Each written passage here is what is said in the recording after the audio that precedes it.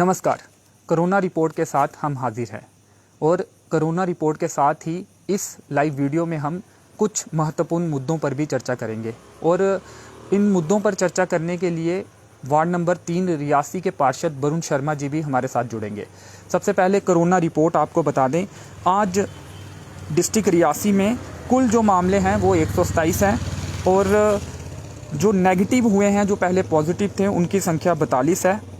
एक डेथ हुई है जो कि दुखद खबर है और ये डेथ आपको बता दें कि कटरा से कल शाम की हुई है। ये जो कोरोना रिपोर्ट हम आपको हर रोज़ शाम को सुनाते हैं, दिखाते हैं, ये कल पिछले दिन से लेकर अगले दिन तक की रिपोर्ट होती है और ये जो डेथ आज कोरोना रिपोर्ट में शामिल है ये कल शाम की है और ये कटरा की है। और इसके साथ ही आपको बता दें कि रियासी से कुल 38 मामले सामने आए हैं। ये मेडिकल ब्लॉक रियासी है। मेडिकल ब्लॉक कटरा से कुल जो हैं 34 मामले सामने आए हैं। इनमें 31 जो हैं वो लोकल्स हैं और 3 जो हैं वो कटरा के बाहर से हैं। और इसके साथ ही पोनी से 13 मामले सामने आए हैं, 13 मोहर से 41 मामले सामने आए हैं। जो रिपोर्ट हम लगातार कर रहे थे कि थुरू बी पंचायत जो है सब डिवीज़न दरमाड़ी की, वहाँ से कहीं ना कहीं मामले सामने आ रहे थे, लेकिन कोरोना रिपोर्ट में वो शामिल नहीं हुए थे। अब वो मामले जो हैं मोहर मेडिकल ब्लॉक में शामिल हुए हैं और 41 मामले मोहर से सामने आए हैं। टोटल जो एक्टिव केसेस की जो संख्या है वो 629 है, 629 है। इसके साथ ही आपको बता दें कि जो डेथ रिपोर्ट हुई है ये कल शाम की है, कटरा की है और 43 वर्षीय एक व्यक्ति की मौत कल हुई थी। कटरा के निवासी थे और दुखद खबर है कि एक मौत भी कोविड-19 से और हो गई है। और आप सभी अपना ध्यान रखिए, तमाम जो SOPs हैं उनका पालन करिए और अन्य कुछ मुद्दों पर भी चर्चा करेंगे। कुछ इम्पॉर्टेंट मुद्दे हैं जिस पर बात करना बेहद ही ज़रूरी है। इसके साथ ही उससे पहले आपको जानकारी दे दें कि जो थुरू पट्टियां का इलाका है, थुरू बी पंचायत का, वहाँ पर जिस तरह से हमने आपको कल भी बताया था कि लगातार जो केस हैं पिछले 2 दिनों से 3 दिनों से आ रहे हैं और उसके बाद अब जाकर वहाँ पे माइक्रो कंटेनमेंट जोन 3 वार्ड्स को घोषित किया गया है। इन 3 वार्ड्स में वार्ड नंबर 6, वार्ड नंबर 8 और वार्ड नंबर 9 है। ये तीनों जो ब्लॉक हैं इनको माइक्रो कंटेनमेंट जोन घोषित किया है और किसी भी मेडिकल इमरजेंसी होने पर एक नंबर भी आदेश में जारी किया गया है। आदेश हमने रियासी अपडेट्स में पोस्ट किया है, आप वहां पर जाकर उस आदेश को विस्तार पूर्वक पढ़ सकते हैं। इसके साथ ही जो मेडिकल इमरजेंसी के लिए नंबर जारी किया गया है वो आपको एक बार सुना दें, 01991245 ये वो नंबर है जो किसी उस इलाके में जहां भी माइक्रो कंटेनमेंट जोन जिन 3 वार्ड्स में लागू किया गया है, घोषित किया गया है, वहां पर रहने वाले जो भी लोग हैं किसी मेडिकल इमरजेंसी होने पर इस नंबर पर फ़ोन कर मदद ले सकते हैं। इसके साथ ही जो वीकेंड कोरोना कर्फ्यू जो इस समय चल रहा है, जो कि सोमवार सुबह 7 बजे तक रहेगा, उसके बारे में आपको एक बार फिर बता दें कि वो कोरोना कर्फ्यू जो है MC रियासी और कटरा के एरिया के लिए है, लेकिन कहीं ना कहीं त्रैंथा से आज सुबह कुछ फ़ोन आते हैं कि उनकी दुकानों को भी बंद करवाया गया है। उनकी दुकानें MC रियासी के एरिया से बाहर हैं, लेकिन पुलिस द्वारा उन दुकानों को भी बंद करवाया गया। ऐसे कुछ फ़ोन आए, जिसके बाद ACR रियासी से भी हमने ये सवाल करने की कोशिश की और उन्होंने भी ये कहा कि MC रियासी और कटरा को छोड़कर ज़िले के किसी भी हिस्से में कोरोना कर्फ्यू नहीं है। इसके साथ ही एक और मुद्दा आज हम डिस्कस करेंगे, जो POS सिस्टम जो राशन डिपो में जिसके ज़रिए राशन मिलता है अंगूठा लगाने पर, वो सिस्टम के खिलाफ कहीं ना कहीं कुछ लोग दिख रहे हैं, क्योंकि लगातार कोरोना कर्फ्यू के दौरान अंगूठा लगाने पर लोग आपत्ति जता रहे हैं। लोगों का कहना है कि ऐसे में कोरोना फैलने का खतरा हो सकता है। इसके साथ ही ऑक्सीजन बेड्स जो हैं जिला अस्पताल रियासी में, ऑक्सीजन सिलेंडर वाले बेड्स जो हैं, ऑक्सीजन सप्लाई वाले जो बेड्स हैं, उनकी संख्या बढ़ाने पर भी चर्चा करेंगे। वरुण शर्मा जी हमारे साथ हैं। इसके अलावा कुछ और मुद्दे भी हैं, जैसे ATM का मुद्दा है। बहुत से ATMs में हम देख रहे हैं कि जो कैश है वो नहीं मिल रही है, जनता परेशान हो रही है। कर्फ्यू भी लगा है लोगों के पास कैश की भी कमी है, क्योंकि लगातार लोगों का जो बिजनेस है जो वो कहीं ना कहीं प्रभावित हुआ है कोरोना काल में, और लोगों के पास कैश की कमी है। और ऐसे में जब एटीएम से अपने ही पैसे नहीं मिलते हैं तो कहीं ना कहीं लोगों को मुश्किलात का सामना करना पड़ता है। वरुण शर्मा हमारे साथ हैं, उनसे बातचीत करेंगे। वरुण जी, स्वागत है आपका रियासी अपडेट। जी नमस्कार अंशु जी। आज का जो कोरोना रिपोर्ट जो आई है उसमें 127 जो कुल मामले हैं वो सामने आए हैं, जिसमें 124 जो मामले हैं वो ज़िले के हैं और 3 ट्रैवलर हैं। क्या किस तरह देखते हैं, क्योंकि हम देख रहे हैं कि केसेस एक बार फिर जो हैं वो बढ़ते हुए दिख रहे हैं। कहीं ना कहीं क्या लगता है कि लोगों की कहीं ना कहीं लापरवाही लग रही है आपको, या फिर ये पीक पर इस समय चल रहा है?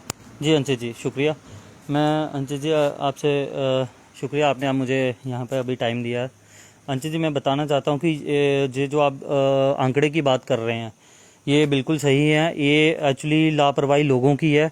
लोग एसओपी को नहीं मान रहे हैं।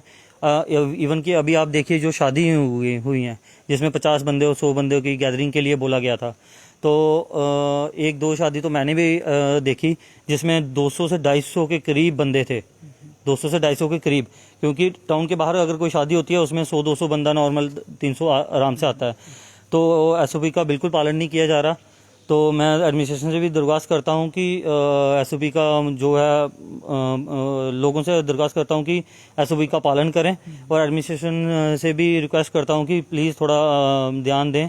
और ये जो लोगों से अपील करता हूं कि ये जो शादियां वगैरह हो रही हैं कम से कम जितना एसओपी में बताया गया 50 बंदे लेकर, और ये क्यों आप लड़की लेने जाते हो, मैं कहना चाहता हूँ कि लड़की लेने आप जा रहे हो और वहाँ से आप कोरोना अगर लेके आ रहे हो तो वो अपनी फैमिली को भी इफेक्ट करोगे आप, और जो मोहल्ले वाले हैं जो एरिया के लोग हैं वो भी। अभी जैसे आप थुरू की बात कर रहे हैं, और मुझे सुना गया कि वहाँ पे कोई शादी ही हुई थी, और उस शादी में अब आप जानिए कि एसओपी तो सिर्फ टाउन के अंदर चल रही हैं, बाहर तो नहीं है।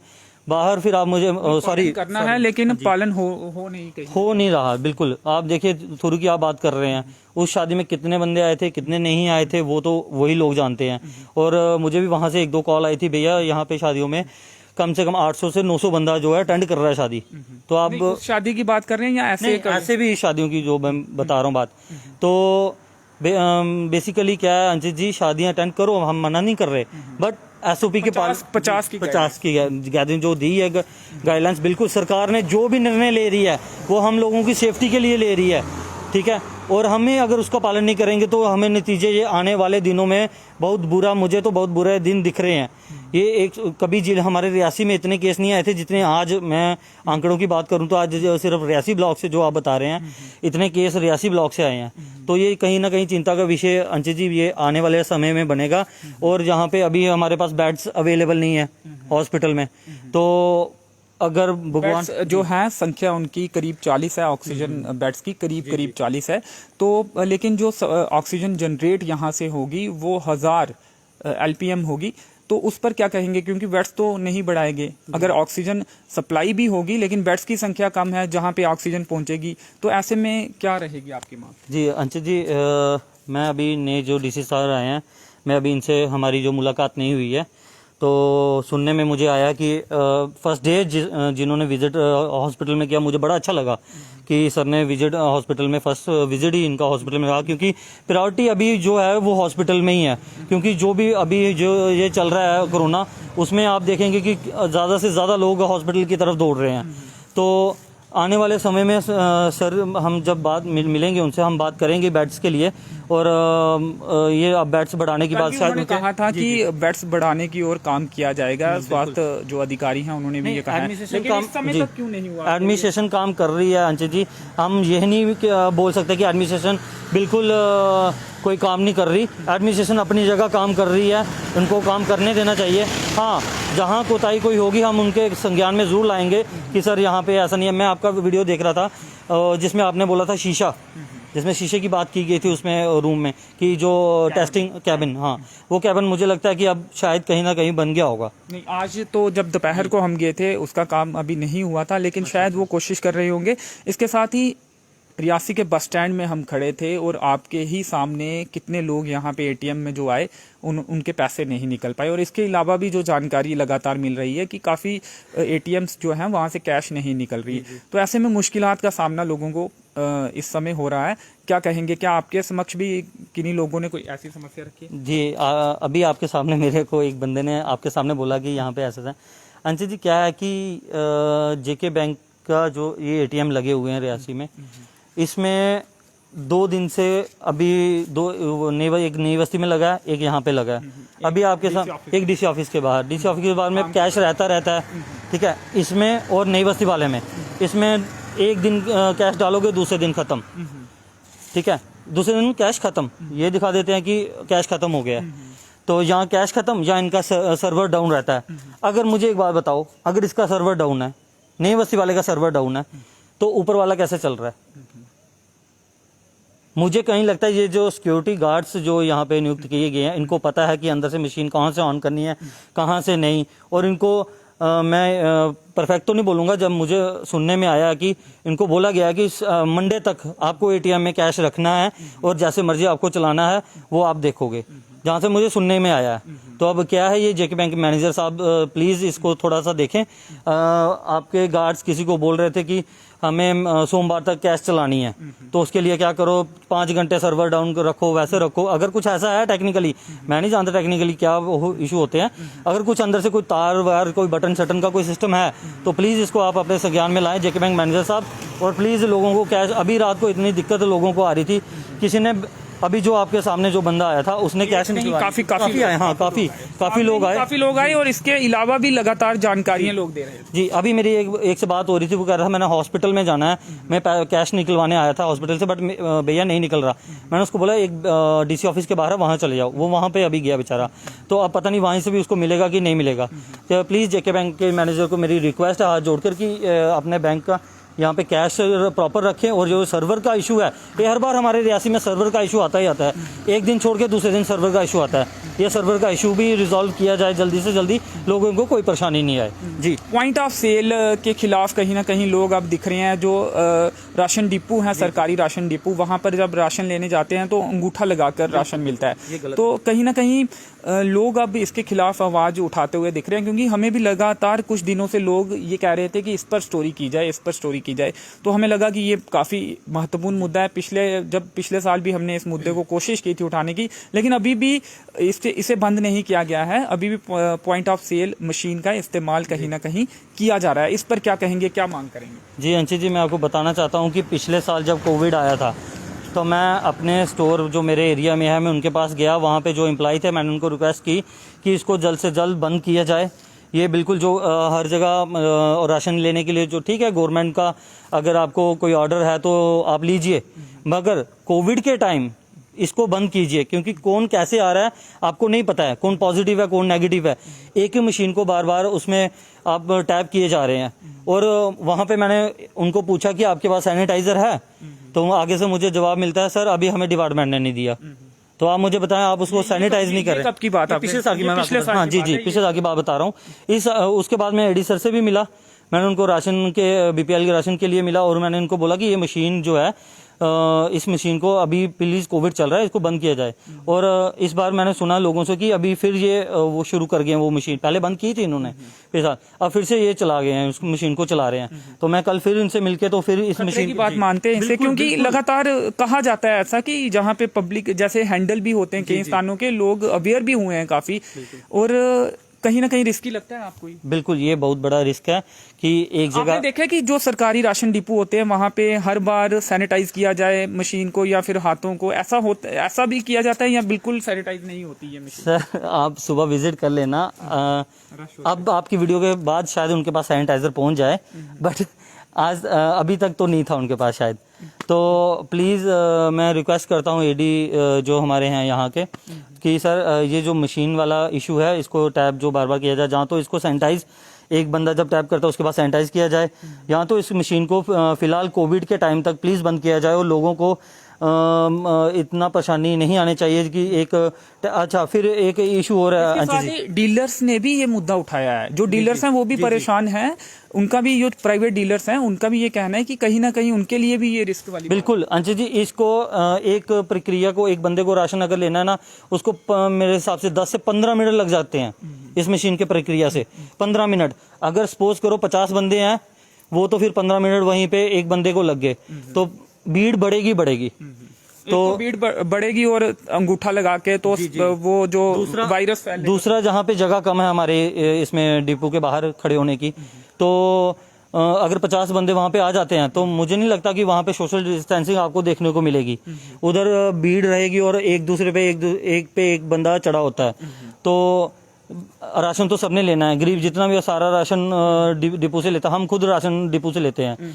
तो ये है कि उसको जो वो क्या बोलते हैं उसको, अपना मशीन जो है उसको प्लीज़ अभी एडी साहब से रिक्वेस्ट है कि इसको प्लीज़ अभी फ़िलहाल के लिए कोविड के टाइम तक इसको बंद किया जाए और प्रॉपर लोगों को जैसे पहले राशन मिल रहा था वैसे दिया जाए। ओल्ड बाजार में जो मशीन है वो ख़राब है और मशीन ख़राब होने पर लोगों को राशन ही नहीं दिया जा रहा है। तो ऐसे में दुकानें भी अब बंद हैं और वहाँ से भी राशन नहीं मिल रहा, तो काफ़ी मुश्किलात सामने आ रही। बिल्कुल अंशज जी, ये लोगों को तो बड़ी परेशानी आ रही है। एडी फूड से मैं फिर रिक्वेस्ट कर रहा हूँ सर, इसके मशीनों को या तो ये प्रॉपर चलेंगी नहीं, या इनका सर्वर नहीं चलेगा, या कुछ नेटवर्क इशू आ जाएगा, या एक बंदे को 20 मिनट लग जाएंगे। अभी टेक्निकली उनको जो बिठाए हैं अपने जो उसमें डिपो पे जो अपने डिपार्टमेंट के लोग बिठाए हैं, अभी उनको भी प्रॉपर तरीके से चलाना नहीं आती। बेचारे एज्ड पर्सन बैठे हुए हैं वहाँ पे, उनको भी बेचारों को चलाना नहीं आ रही। प्लीज़ हाथ जोड़ के मेरी आपसे विनती है कि इसको प्लीज़ अभी फ़िलहाल कोविड के टाइम तक इसको बंद किया जाए और जैसे पहले राशन कार्ड पे आप प्रॉपर दे रहे थे लोगों को सामान, वैसे दिया जाए। तो ये मेरे हिसाब से ये सही रहेगा जी। तो इसके साथ ही कुछ नंबर पुलिस द्वारा भी जारी किए गए हैं मदद के लिए और वीडियो कॉलिंग के लिए भी नंबर जारी किए हैं। किस तरह से देखते हैं? बहुत अच्छा अंशज जी। ये मैं अपने रियासी के एसएसपी साहब सलीम सिंह जी को बहुत बहुत धन्यवाद देना चाहता हूँ कि इन्होंने ये जो नंबर किए हैं।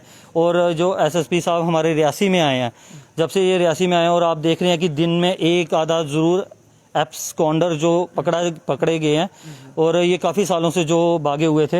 ये मैं रियासी पुलिस को बड़ा बड़ा शुक्रिया अदा करना चाहता हूँ कि जो एसएसपी के नेतृत्व में जो काम हो रहे हैं यहाँ पर बहुत अच्छे से काम हो रहे हैं। पुलिस के काम बहुत अच्छे हो रहे हैं रियासी में जी।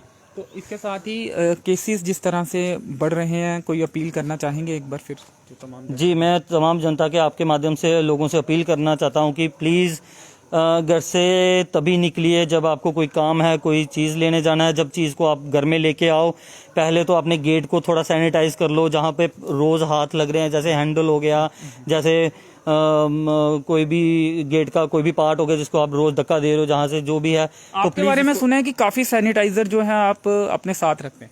जी अंशज जी, मैं एक्चुअली 2-3 ज़रूर कैरी रखता हूँ अपने पास सैनिटाइज़र। तो ये एक्चुअली इस टाइम पे जो दिखाया जा रहा है, जो बताया जा रहा है, उसमें प्लीज़ अपने एसओपी का बिल्कुल पालन करें। सैनिटाइज़र ज़रूर अपने पास रखें ना।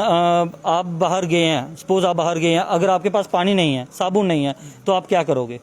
इन सैनिटाइज़र का उपयोग करें। अच्छे से अच्छा सैनिटाइज़र कोई अगर आपको लगता है वो लें।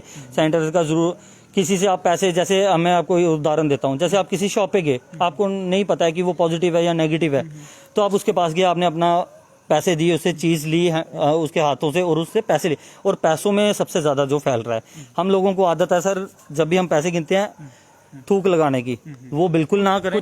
कुछ लोगों को जी बिल्कुल ना करें अभी इसमें कोविड के टाइम पे। और एक ही बचाव है इसमें कि अपने हाथ आप अपने सैनिटाइज रखें। अपने मुंह में और आंख में और नाक में लगाने से पहले आपके हाथ जो हैं वो धुले होने चाहिए साबुन के साथ, या तो सैनिटाइज होने चाहिए। कुछ भी खाने से पहले अपने हाथ धो लें अच्छी तरह से, बार बार प्रॉपर। घर में भी अगर आप जाते हैं तो बार बार इसको धोएं। और कोई भी सामान अगर आप लेके जाते हैं, सब्जी तो पहले एक दिन पहले ले जाइए, उसको रखिए धूप में, उसको धो के अच्छी तरह से रखिए। तो कोई भी चीज़ लेके जाते हैं, जैसे कोई पैकेट, कोई पैकिंग सामान लेके जाते हैं, उसको प्लीज़ सैनिटाइज कर लें बाहर से। ये बड़ा ज़रूरी है इस टाइम पे। तस्वीरें लगातार लोग जो देखते हैं, कहीं ना कहीं लोग चिंता में डूब जाते हैं, कॉन्फिडेंस लोगों का थोड़ा सा लो हो जाता है, उन्हें कोई संदेश रहेगा? तस्वीरें चैनल्स में जिस तरह से चल रही हैं या फिर विचलित कर रही हैं। अंशज जी, मैं आपको अपनी बात बताता हूँ। पिछले साल कोविड के दौरान मैं थोड़ा डिप्रेशन में चला गया था। तो ये रोज़ ये न्यूज़ देखनी और इसको देख के मुझे ना थोड़ा, फिर मैंने अभिषेक चौहान है जम्मू में न्यूरोलॉजिस्ट, तो उनसे मेरा कंसर्न हुआ फ़ोन पे। उन्होंने मुझे एक दिमाग की दवाई रिकमेंड करी जो रियासी में नहीं मिली। फिर मुझे वहाँ पे जाना पड़ा उनके पास, क्योंकि मेरी तबीयत थोड़ी ख़राब हो गई थी। मैं उनके पास जाकर फिर मैंने उनको कंसल्ट किया, उन्होंने मुझे दवाई दी और मैंने वो 8 से 9 दिन वो जो रेस्ट की दवाई थी वो मुझे खानी पड़ी। और मैं उसके बाद इसके परिणाम क्या होंगे कुछ भी नहीं पता था। कुछ नहीं पता, अभी भी हमें नहीं मालूम है। अभी हम लोग बोल रहे हैं फीवर आएगा, कईयों को नहीं आ रहा है, कईयों को 10-12 दिन हो गए नहीं आ रहा, बट उनको क्या हो रहा है कि उनकी जो ऑक्सीजन सैचुरेशन है वो एकदम से डाउन हो रही है और उनको नहीं पता चल रहा। जिसको शुगर है उसकी शुगर एकदम से डाउन हो रही है, जहाँ हाई हो रही है उनको नहीं मालूम पड़ रहा। हम बोलते हैं कि शुगर बढ़ गई थी, नहीं, ऐसा नहीं है अंशु जी। जिनको शुगर प्रॉब्लम है, जिनको हार्ट की प्रॉब्लम है, वो प्लीज घर से बाहर नहीं निकलें, वो अपना काम किसी को दिखा के करवा लें। मेरी हाथ जोड़ के विनती है, बुजुर्ग चाहे नौजवान, पहले हम बोलते थे बुजुर्ग बाहर नहीं निकलें, मैं तो बोलता हूँ अब नौजवान बाहर नहीं निकले। नौजवान को कोई काम है फिर ही बाहर निकलें, अदरवाइज अगर आपको कोई काम नहीं है तो प्लीज घर में रहें, सेफ रहें और अपने थ्रू कोरोना लेके घर में ना जाएं जिनसे घर वालों को इफेक्ट हो। प्लीज सैनिटाइजर का उपयोग करें और घर में जाते ही अपने क्लॉथ जितने भी हैं सीधा बाथरूम में जाकर उनको अच्छे तरह साबुन से धोएं और डेली धोएंगे तो अच्छा रहेगा। तो नहीं तो इनको ऐसी जगह पे रख दें जहाँ पे कोई टच नहीं करता हो, कोई हाथ नहीं लगाता हो, फिर नेक्स्ट डे के लिए आप रख दें जहाँ दरवाजे के बाहर ही रख दें। तो प्लीज ऐसा कीजिए। तो डबल मास्क का भी कहीं ना कहीं हम देख रहे हैं कि चलन बढ़ गया है, क्योंकि एक मास्क कहीं ना कहीं लोग अब सेव नहीं मान रहे हैं। आपने भी डबल मास्क शायद डाला हुआ है, तो अब क्या लगता है कि आपको डबल मास्क डालना चाहिए? बिल्कुल डबल मास्क पहनना चाहिए अंशु जी। जो कटरा में हालत हुई है ना, मैं आपको बयान नहीं कर सकता। कटरा में एक घर छोड़ के 3 घर पॉजिटिव है। मैं ये नहीं बोलूंगा कि 7 घर छोड़ के पॉजिटिव है, नहीं, एक घर छोड़ के 3 आगे घर पॉजिटिव है। अभी आंकड़ों में तो इस तरह से नहीं, अभी आंकड़ों में ना स्टार्टिंग में जो हुआ था अंशु जी वो बड़ा डरावना था। नारायणा में सभी, नारायणा में यहाँ से कटरा वाले सभी नारायणा में एडमिट हैं। कोई ऑक्सीजन लेने रियासी आ रहा है। मेरे पास एक कंसल्टेटर था जिसको मैं लोगों को भलाई के लिए रखा था, मैंने बड़े साल पहले रखा था अपने पास। तो किसी को ऑक्सीजन जरूरत होती उनके घर दे देता, 6-6 महीने उनके घर में पड़ा रहता था। तो हमारी एक संस्था है, आपको पता ही है, मैं बता देता हूँ, हमारी एक संस्था, हम उसके थ्रू ऐसा काम करते थे। तो वो एक बार वो खराब हो गया, तो मैंने उसको ठीक कराने जम्मू दे दिया। वो वहाँ से आज तक मुझे वापस नहीं मिला, क्योंकि जिनको दिया था उन्होंने आगे कहीं मिसप्लेस कर दिया। तो उसके बाद मुझे इतने कॉल्स आते थे कि भैया वो कंसिडर चाहिए, भैया आता है साल में एक दो केस ही था मेरे पास।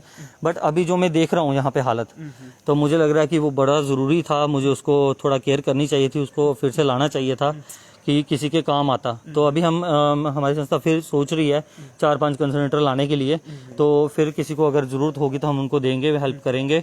तो जी। तो वीकेंड लॉकडाउन जिस तरह से एमसी रियासी कटरा में चल रहा है, कहीं ना कहीं पुलिस कुछ साथ के इलाकों में जाके कुछ दुकानें बंद करने की खबरें आ रही थी। कहीं ना कहीं स्थिति स्पष्ट नहीं रहती है, जैसे कि हमें भी काफ़ी सारे कॉल्स लोग करते हैं कि क्या बाहर की दुकानें खुली रहेंगी, बंद रहेंगी, या फिर बाहर भी इसका असर होगा या नहीं होगा। क्लियर कट प्रशासन के द्वारा कोई जानकारी नहीं दी जाती है, इस पर कहीं ना कहीं असमंजस रहती है। फिर काफ़ी जो है जानकारी लोगों तक प्रॉपर नहीं पहुंच पाती है, क्योंकि जब हमारे तक जानकारी प्रॉपर नहीं पहुंचेगी तो लोगों तक भी नहीं पहुंचेगी। इस पर प्रशासन से कुछ कहें? जी अंशु जी, मैं बताना चाहता हूँ आपको कि आपको भी ऐसा महसूस हुआ कि कहाँ पे ये कोरोना कर्फ्यू जो वीकेंड है कहाँ कहाँ लगेगा? क्या एमसी रियासी में रहेगा या कटरा रियासी में रहेगा या बाहर भी रहेगा? जानकारी थी आपको? जी नहीं अंशु जी, मुझे यही जानकारी थी कि ये टाउन के अंदर जो है ये कोरोना कर्फ्यू जो है वो टाउन के अंदर लगाया गया है, टाउन के बाहर नहीं। क्योंकि पिछले डीसी साहब ने भी आपके माध्यम से बोला गया था कि जो ये कोरोना कर्फ्यू है वो टाउन के अंदर ही लगेगा, टाउन के बाहर नहीं। जैसे कोई नाइट कर्फ्यू था ये जम्मू कश्मीर प्रशासन द्वारा, लेकिन फिर पुलिस कुछ बाहर के इलाकों में दुकानें बंद कर। नहीं, अगर मेरी नॉलेज में अंशु जी नहीं है, आप बता रहे हैं, आपके माध्यम से मुझे मालूम पड़ा है। अगर कुछ ऐसा हो रहा है तो प्लीज़ एसएसपी साहब से रिक्वेस्ट है कि अगर ऐसा कुछ हो रहा है तो प्लीज़ इसको थोड़ा देखें कि अगर बाहर ये अपना कोरोना कर्फ्यू का अगर कुछ नहीं है तो उसको प्लीज़ थोड़ा सा देखें, अपनी पुलिस को थोड़ा सा अवेयर करें। जी, शुक्रिया हमसे बात। जी, थैंक यू, धन्यवाद। तो पार्षद वार्ड नंबर 3 रियासी के वरुण शर्मा, तमाम मुद्दों पर उनसे बातचीत की। और आपको एक बार फिर जो कोविड अपडेट है, कोविड रिपोर्ट है आज की, वो बता दें। सबसे पहले आपको बता दें कि ये जो रिपोर्ट होती है ये कल शाम से लेकर आज शाम तक की होती है, और 4 मेडिकल ब्लॉक है डिस्ट्रिक्ट रियासी में, और उन 4 मेडिकल ब्लॉक के हिसाब से ये जो कोरोना पॉजिटिव केस हैं वो उस रिपोर्ट में दिए जाते हैं। कुल मामले 127, 124 जो मामले हैं वो अदर्स हैं, और 3 जो हैं वो ट्रैवलर्स हैं, यानी कि कुल मामले जो हैं 127 हैं। और जो लोग नेगेटिव आए हैं, यानी कि जो पहले पॉजिटिव थे वो अब नेगेटिव हुए हैं, वो 42 हैं। 42 लोग ठीक हुए हैं। इसके साथ ही एक डेथ हुई है, कल शाम की है, कटरा की है, एक व्यक्ति 43 वर्षीय जिनकी मौत कोरोना से हुई है रिपोर्ट के मुताबिक, और ये एक बेहद ही दुखद खबर है। रियासी से कुल 36 मामले रियासी से रिपोर्ट हुए हैं कल शाम से लेकर आज शाम तक।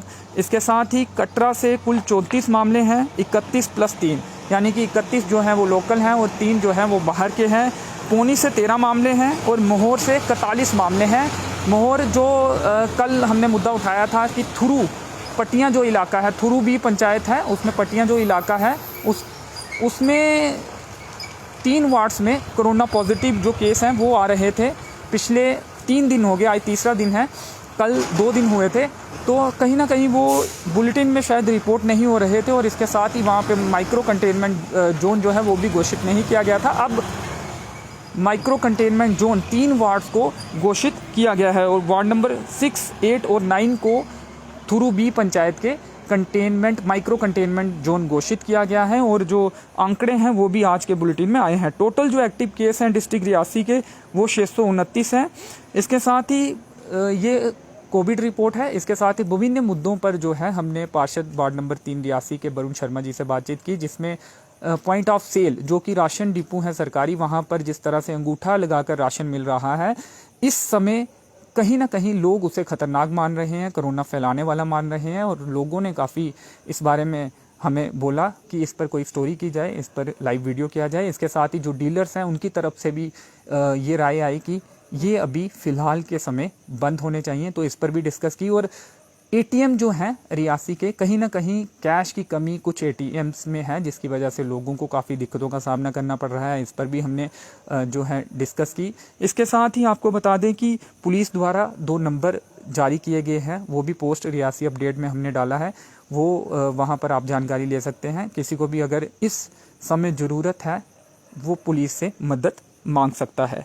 इसके साथ ही ऑक्सीजन सिलेंडर्स वाले जो बेड्स हैं डिस्ट्रिक्ट हॉस्पिटल रियासी में, जैसे कि कल भी जिला आयुक्त से हमने सवाल किया था, उन्होंने कहा था कि जो बेड्स की संख्या है वो कहीं ना कहीं अब बढ़ाने पर काम चल रहा है। लेकिन सवाल ये है कि आखिर अभी तक बेड्स की संख्या को क्यों नहीं बढ़ाया गया। अभी तक पूरी तैयारियां हो जानी चाहिए थी, ताकि अगर रियासी ज़िले में हालात बिगड़ते हैं तो जिला अस्पताल रियासी में कम से कम ऑक्सीजन वाले बेड्स जो हैं पहले से तैयार हों, ताकि कोई दिक्कतों का सामना लोगों को ना करना पड़े और ऑक्सीजन की कमी की वजह से या फिर ऑक्सीजन के बेड ना होने की वजह से कीमती जाने नहीं जाए।